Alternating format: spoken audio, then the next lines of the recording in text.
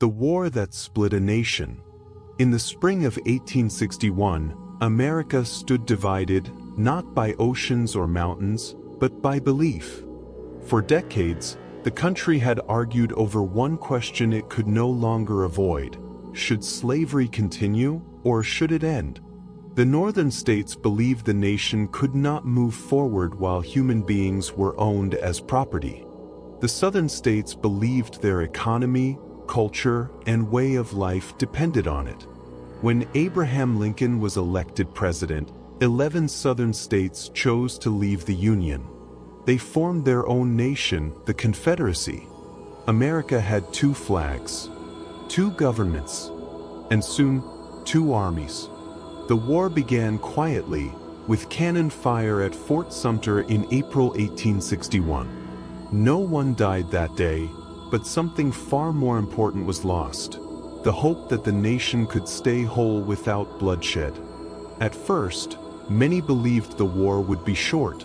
Young men rushed to enlist, wearing new uniforms and carrying letters from home. They marched off with confidence, unaware that they were stepping into the deadliest conflict America would ever know.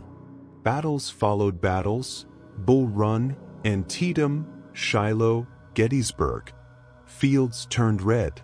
Rivers carried bodies downstream. Modern weapons met old tactics, and soldiers fell by the thousands in a single afternoon.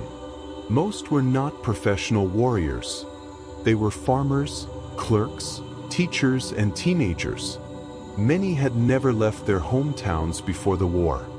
Now they slept in mud, marched until their feet bled, and watched friends die beside them. At home, families waited. Mothers counted the days between letters. Wives prayed over empty beds.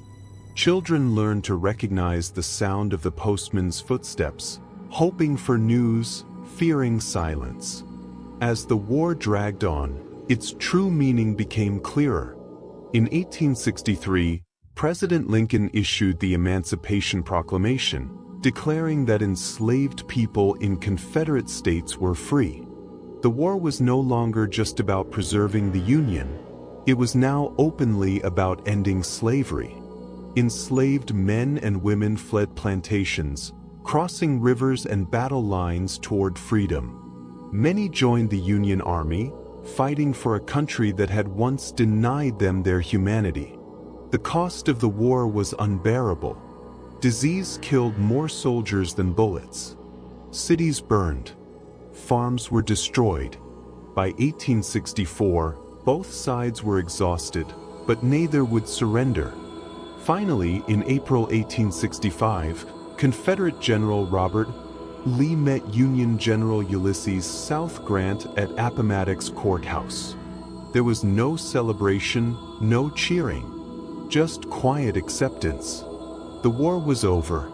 America had survived, but at a terrible price. More than 600,000 lives were lost. The nation was reunited, and slavery was abolished forever, but the wounds ran deep.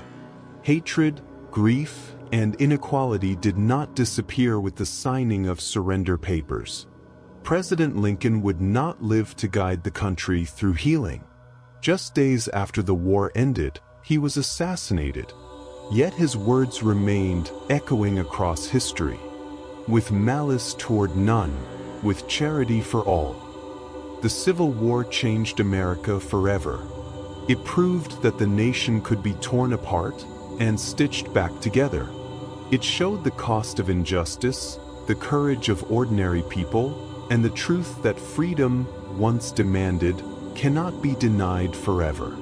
The war ended in 1865, but its legacy still walks beside America today. In its struggles, its debates, and its ongoing pursuit of equality. Because some wars do not truly end. They become lessons.